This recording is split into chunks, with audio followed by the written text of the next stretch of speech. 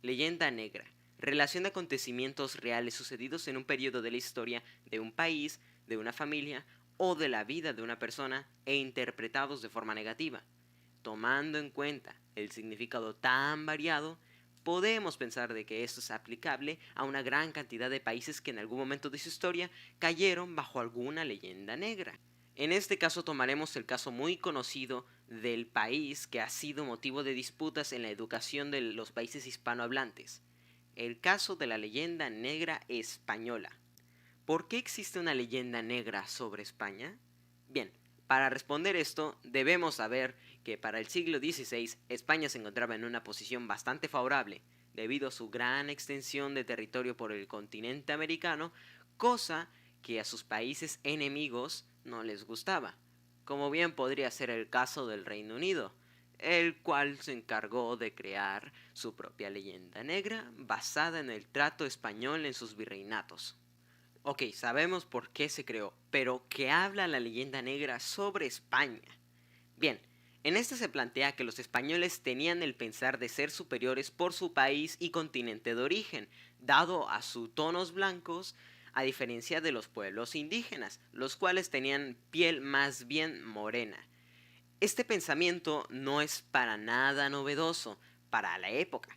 En el caso europeo básicamente era de esperarse que estos tengan delirios de grandeza debido a que estos se pensaban mejores por sus creencias y su lugar de origen.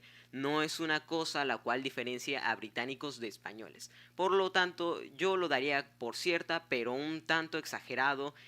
Se habla dentro de la leyenda negra y a base de ilustraciones varias que los españoles ponían a la hoguera a los indígenas que se negaran a creer en la fe católica. Bien, este punto es indiscutiblemente falso. No hay registro verdadero o verásil de indígenas incinerados por estos cargos, más allá de las ilustraciones británicas, las cuales son falsas, debido a sus útiles pero grandes detalles, como pintar a los indígenas como personas blancas, al igual que los españoles, cosa que sabemos que no es posible debido a la naturaleza de la zona, con un sol muy imponente, generando que el pigmento de la piel de los nativos de la zona fuera más bien oscuro. Aparte, se sabe que aquellos que eran incinerados eran protestantes que se negaban a la evangelización, cosa que no veo bien, mas sin embargo, esto solo prueba que lo dicho es falso y exagerado.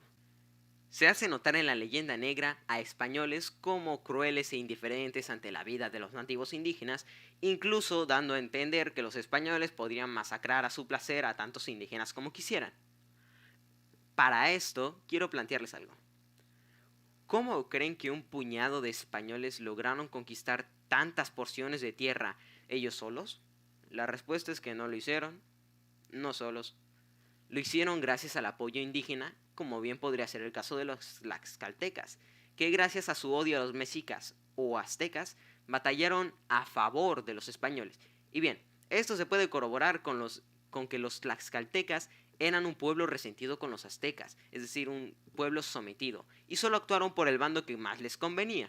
Pero, ¿en verdad se puede decir que los tlaxcaltecas batallaron por el simple hecho de que les favorecía, siendo de que los españoles planteados en la leyenda negra hacían tantos actos de crueldad por la conquista del Nuevo Mundo? Pues no, yo creo que no. Pero sé que esto no es suficiente para convencerlos. Por lo mismo, debo decir que España en sus conquistas sí que usó perros para la conquista de sus tierras, pero la exageración de las ilustraciones, como hacer ver que los españoles tiraban perros por el simple hecho de torturar, es como mandar un tanque paracaídas por el simple hecho de que aplastara a alemanes con el fin solo ver explotar sus cabezas. Es decir, esto no es más que pura fantasía. Es decir, sí que había tales actos brutales por parte de españoles, mas sin embargo esto se ve muy implantado, es decir, se ve muy masivo en las ilustraciones, cosa que no pasaba tan frecuentemente.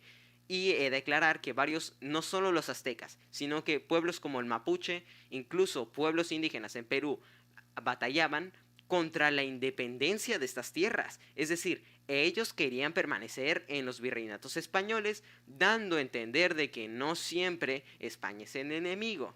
Gran parte de la leyenda negra se sustenta en los relatos de frailes, como bien podría ser Bartolomé de las Casas, un fraile que luchaba por los indígenas. He de aclarar que Bartolomeo era criollo, es decir, hijos de españoles. Pero bueno, este relataba varias de las exageraciones mostradas en la leyenda negra sobre los actos españoles en América, cosas las cuales no eran del todo cierto. Como ejemplo, ponemos la situación de la que siempre se habla, de Bartolomeo, que es que este era enemigo de España, mas sin embargo nació y vivió dentro del Imperio Español, debido a que no era tan así que era muy enemigo de España. Es decir, ¿cómo un imperio tan grande con un difamador de la verdad, que se supone que es Bartolomé de las Casas, jamás haya sido arrestado o incluso asesinado por las autoridades españolas? Bien, ¿por qué se debe esto? Bartolomé de las Casas mencionaba parte, pero que muy exagerado, siendo que sus relatos eran casi que pura fantasía. Al ser un criollo, se declaraba como protector de estos, siendo que tenía una propiedad en El Salvador y fue originario de Sevilla, en España.